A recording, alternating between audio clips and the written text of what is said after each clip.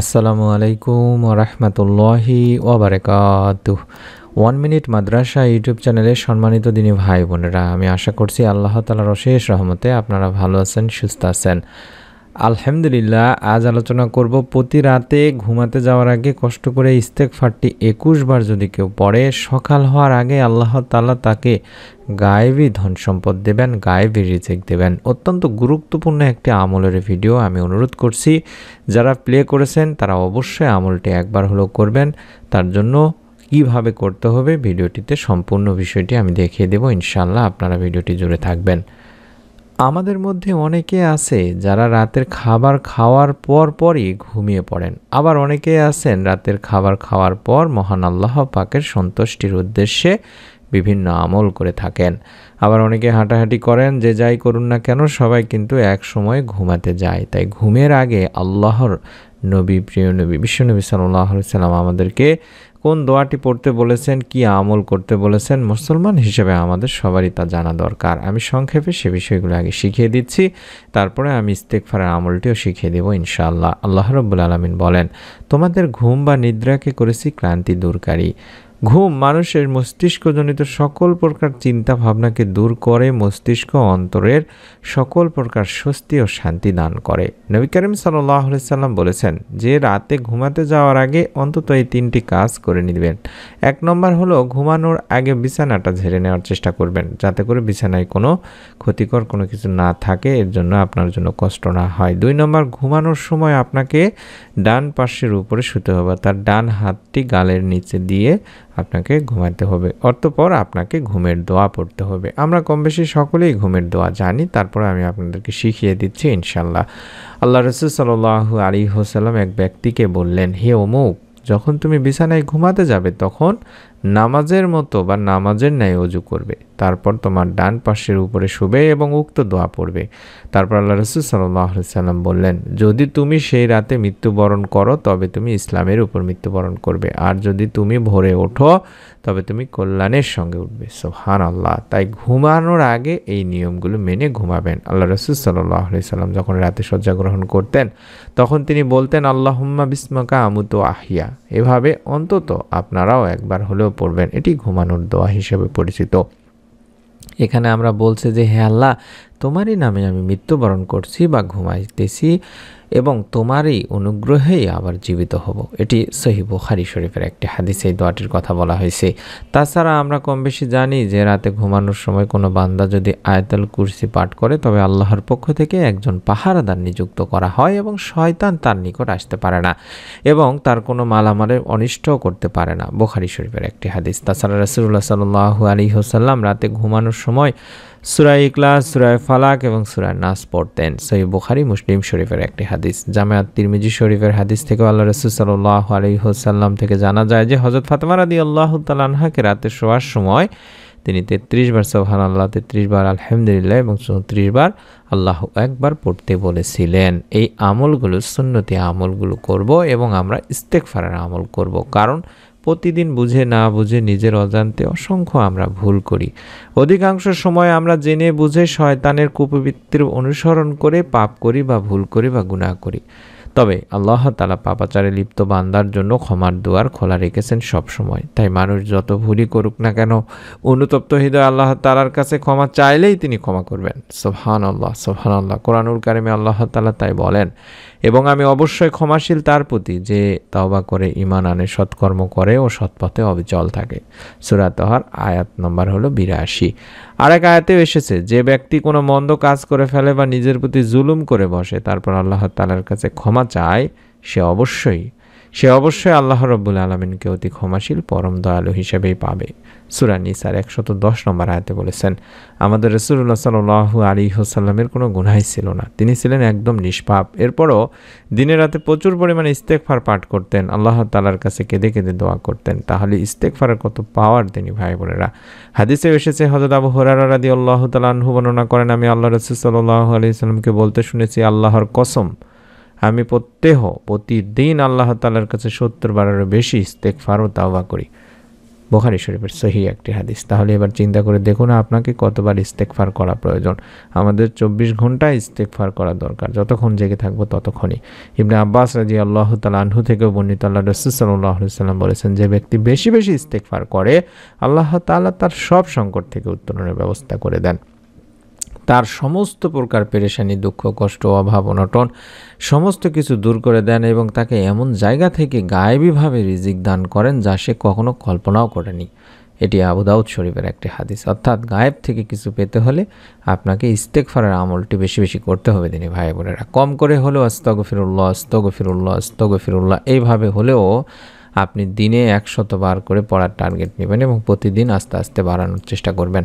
কম করে হলেও তো 100 বার অবশ্যই পড়ার চেষ্টা করবেন। আগে 21 বার করে পড়া নিয়ে চেষ্টা করুন, আস্তে আস্তে বাড়ানোর চেষ্টা করবেন। আমি অনুরোধ করছি প্রতি রাতে ঘুমাতে যাওয়ার আগে অন্তত 21 বার করে ইস্তেগফার পাঠ করার পরে আল্লাহ রাব্বুল আলামিনের কাছে যদি গায়েবী রিজিক পাওয়ার এই ছোট্ট দোয়াটি অন্তত 3 বার পাঠ করতে পারেন, আল্লাহ রাব্বুল আলামিন ইনশাআল্লাহ আপনাকেও রিজিকে বরকত দান করবেন। কারণ আল্লাহ তাআলার নবী, প্রিয় নবী, বিশ্বনবী সাল্লাল্লাহু আলাইহি ওয়াসাল্লাম এই দোয়াটি শিখিয়েছেন।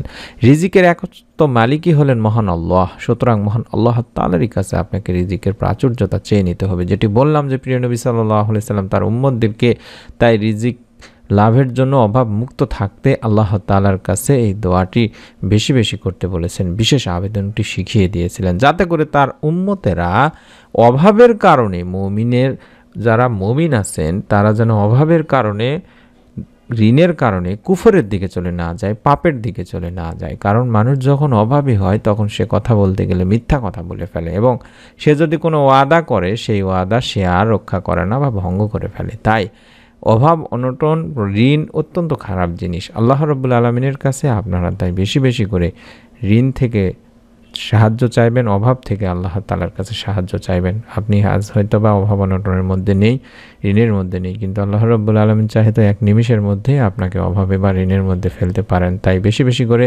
ইস্তেগফারের আমলটি অবশ্যই করার চেষ্টা করবেন এবং এই ছোট্ট দোয়াটি প্রতিদিন বেশি বেশি পড়বেন, যে দোয়ার মাধ্যমে আল্লাহ রাব্বুল আলামিন বান্দাকে অভাব মুক্ত করেন। বিশ্বনবী সাল্লাল্লাহু আলাইহি সাল্লাম তার সাহাবীদেরকে এই দোয়াটি শিখিয়ে দিয়েছেন। আমি তাই অনুরোধ করব আপনারাও এই দোয়াটি প্রতি রাতে অন্তত 3 বার করে পড়বেন। আগে ইস্তেগফার অন্তত আস্তাগফিরুল্লাহ আস্তাগফিরুল্লাহ আস্তাগফিরুল্লাহ আস্তাগফিরুল্লাহ এইভাবে অন্তত 21 বার পড়বেন। ইস্তেগফার পাঠেও বান্দার অভাব মোচন হয়, যেটি আমি আপনাদেরকে কিছুক্ষণ আগেই বললাম, যে পাপাচার ক্ষমা করা হয়, সন্তান সন্ততি যাদের হয় না তাদেরকে আল্লাহ তাআলা সন্তান সন্ততি দিয়ে থাকেন, রিজিকে বরকত আসে অকল্পনীয় উৎস থেকে, গায়েব থেকে, এবং আল্লাহ তাআলা স্বয়ং অভাব মুক্ত থাকতে পবিত্র কোরআনুল কারিমে ইস্তেগফার পাঠেরও নির্দেশ দিয়েছেন, যার ফলে মহান আল্লাহ মানুষকে উত্তম রিজিক সহ অসংখ্য নিয়ামত যে ধন্য করবেন সেটিও জানিয়েছেন। সূরা নূর 10 থেকে 12 নম্বর আয়াতে আল্লাহ রাব্বুল আলামিন বলেন, অতঃপর বলেছি তোমরা তোমাদের পালনকর্তার কাছে ক্ষমা প্রার্থনা করো আর বেশি বেশি করে ক্ষমা চাও, তিনি অত্যন্ত ক্ষমাশীল, তিনি তোমাদের উপর অজস্র বৃষ্টিধারা ছেড়ে দেবেন, তোমাদের ধন সম্পদ সন্তান সন্ততিকে বাড়িয়ে দেবেন, তোমাদের জন্য উদ্যান স্থাপন করবেন এবং তোমাদের জন্য নদী নালা প্রবাহিত করবেন। তাই আমরা বেশি বেশি ইস্তেগফার পড়ব দিনী ভাই বোনেরা। আস্তাগফিরুল্লাহ আস্তাগফিরুল্লাহ এভাবে অন্তত প্রতি রাতে 21 বার পড়ার পরে যে দোয়াটি স্ক্রিনের মধ্যে দেখাচ্ছি দেখে দেখে হলেও 3 বার পাঠ করব। এটি নবী করিম সাল্লাল্লাহু আলাইহি সাল্লাম তার সাহাবীদেরকে শিখিয়ে দিয়েছিলেন এবং তার বিশ্বনবী সাল্লাল্লাহু আলাইহি সাল্লাম উম্মতদেরকেও এই আমলটি বা দোয়াটি শিখিয়ে দিয়েছিলেন, যাতে করে তারা কখনোই অভাবের মধ্যে না পড়েন। আল্লাহুম্মা ইন্নী আউযু বিকা মিনাল কুফরি আল ফাকরি, আল্লাহুম্মা ইন্নী আউযু বিকা মিন আযাবিল কবরি লা ইলাহা ইল্লা আনতা, আল্লাহুম্মা ইন্নী আউযু বিকা মিনাল কুফরি আল ফাকরি, আল্লাহুম্মা ইন্নী আউযু বিকা মিন আযাবিল কবরি লা ইলাহা ইল্লা আনতা, আল্লাহুম্মা ইন্নী আউযু বিকা মিনাল কুফরি আল ফাকরি, আল্লাহুম্মা ইন্নী আউযু বিকা মিন আযাবিল কবরি লা ইলাহা ইল্লা আনতা। এটি আবু দাউদ শরীফে রয়েছে। দোয়াটির স্ক্রিনশট নিন, দেখে দেখে পড়বেন, কোনো সমস্যা নেই ইনশাআল্লাহ। হে আল্লাহ, আপনার নিকট কুফরি ও দরিদ্রতা হতে আশ্রয় চাচ্ছি। হে আল্লাহ, আমি কবরের আযাব থেকে আপনার কাছে আশ্রয় চাচ্ছি, আপনি ছাড়া কোনো ইলাহ নেই। এই আমলটি অবশ্যই আমি আমার দিনী ভাই বোনদেরকে বলবো। আজকের পর থেকে আপনি জানলেন, প্রতি রাতে ঘুমাতে যাওয়ার আগে অবশ্যই ঘুমানোর সুন্নতি আমলগুলো আগে করে নেবেন, তারপরে এই দোয়াটি আবারও দেখাচ্ছি স্ক্রিনে অন্তত 3 বার পাঠ করবেন, 21 বার ইস্তেগফার পাঠ করার পরে, এবং বেশি বেশি দরুদ পাঠ করবেন, তারপরে ঘুমানোর দোয়া পড়ে ঘুমাবেন। আল্লাহ রাব্বুল আলামিন ইনশাআল্লাহ আপনাকে রিজিক দান করবেন, গায়েব থেকে হলেও রিজিক দান করবেন। প্রতিদিন কম করে হলেও 100 বার বাড়ির সকলকে আপনারা বাড়ির কাজ হিসেবে, হোমওয়ার্ক হিসেবে দেওয়ার চেষ্টা করবেন। আপনাদেরকে অনুরোধ করছি ইস্তেগফার আমলটি করতে থাকুন। আল্লাহ তাআলা আপনার এক কথায় কল্পনা চিন্তার বাইরে থেকে আপনাকে সাহায্য সহযোগিতা করবেন, রিজিক দান করবেন, অভাব অনটন দূর করবেন, পরিবারের শান্তি দেবেন। আমি অনুরোধ করছি আপনারা যদি দুঃখ কষ্টের মধ্যে থাকেন, পেরেশানির মধ্যে থাকেন, চিন্তার মধ্যে থাকেন, ইস্তেগফারের আমলটি অন্তত 7টা দিন করে দেখুন, নাহলে 3টা দিন অন্তত করুন। দেখুন আল্লাহ তাআলার উপর ভরসা করে আল্লাহ তাআলা আপনাকে অবশ্যই শান্তি দেবেন। তাই অনুরোধ করব, আমাদের প্রত্যেকটি চ্যানেলের দিনী ভাই বোনদেরকে অনুরোধ করব, আপনারা হয়তো বা যারা পুরাতন দীর্ঘ 8-10 বছর ধরে আমাদের ভিডিওগুলো দেখেন বা আমার এই ভয়েস যে ভিডিওগুলোতে আমি ভয়েস দিয়ে থাকি সেই ভিডিওগুলো দেখেন, আপনারা জানেন সর্বপ্রথম আমরা নতুন নতুন আমলের ভিডিওগুলো দিয়ে থাকি ইউটিউবে, যখন কোনো ইসলামিক ভিডিও তেমন দেওয়া হচ্ছিল না। আপনাদের কাছে অনুরোধ করব, আপনারা নতুন আমলের ভিডিওগুলো যদি পেতে চান তাহলে আমাদের সঙ্গেই থাকুন, আমাদের চ্যানেলগুলোর সঙ্গেই থাকুন। আমি কয়েকটি চ্যানেলের নাম দেখাচ্ছি, এছাড়াও আমাদের অসংখ্য চ্যানেল রয়েছে ইউটিউবে ইনশাআল্লাহ, যেগুলোতে আমার ভয়েস দেওয়া নেই। তাই অনুরোধ করব আপনাদের কাছে, আপনারা যদি সবার আগে নতুন আমলের ভিডিওগুলো আপনাদের মোবাইলেই পেতে চান, কারণ আমরা দেখতে পাই অনেকেই ভিডিও দেখেন কিন্তু চ্যানেলগুলো সাবস্ক্রাইব করেননি, পরবর্তীতে আমাদের ভিডিওগুলো আর পান না। আমাদের ভিডিওগুলো যেন সারা জীবন আপনি পেয়ে যান, মোবাইলে দেখতে পান, অন্যান্য ভিডিও দেখার সময় যেন আমাদের ভিডিওগুলো পান, অথবা আমাদের নতুন ভিডিও দেওয়ার নোটিফিকেশন পান, তার জন্য অনুরোধ করব সাবস্ক্রাইব করে রাখুন। ভিডিওটির নিচে দেখুন সাবস্ক্রাইব লেখা আছে ইংলিশে, কালোর উপরে সাদা সাবস্ক্রাইব লেখা, এই সাবস্ক্রাইব লেখাটির উপরে একবার চাপ দিয়ে রেখে দিলে ইনশাআল্লাহ নতুন আমলের ভিডিও আপনার কাছে পৌঁছে যাবে। প্রত্যেক ভিডিওতে আপনাদেরকে আমি বলে দিই যে নিয়ত করুন, নিয়তের ওসিলায় আল্লাহ তাআলা বান্দার মনের নেক আশা পূরণ করেন। তাই অবশ্যই ভিডিওটিতে একটি করে কমেন্ট করে নিয়ত করুন, অন্তত আলহামদুলিল্লাহ বা আমিন লেখার মাধ্যমে নিয়ত করে ফেলুন। আপনাদের কাছে অনুরোধ করব, আপনারা কোনো অবৈধ বা অনৈতিক ইসলামিক উপায় অবলম্বন করবেন না। কোনো প্রকার অবৈধ আমল যেগুলো দেওয়া হয় সেগুলো করা বাদ দিয়ে শুধুমাত্র সহি আমল যেগুলো আছে সেগুলো বেশি বেশি করার চেষ্টা করবেন। তাই অনুরোধ করছি আমার দিনী ভাই বোনেরা যারা আমাদের ভিডিওগুলো দেখেন, সঠিক সহি জিনিসটা জানার জন্য হলেও আমাদের চ্যানেলগুলোর সঙ্গে থাকুন। সকলে ভালো থাকুন, সুস্থ থাকুন। আল্লাহ রাব্বুল আলামিন খাস করে আমাদের দিনী ভাই বোনদের উপর রহমত দান করুন, সঠিক বুঝ দান করুন, সঠিক এবং মন্দ ভালো মন্দ বোঝার তৌফিক দান করুন। আমিন। আসসালামু আলাইকুম ওয়া রাহমাতুল্লাহি ওয়া বারাকাতুহু।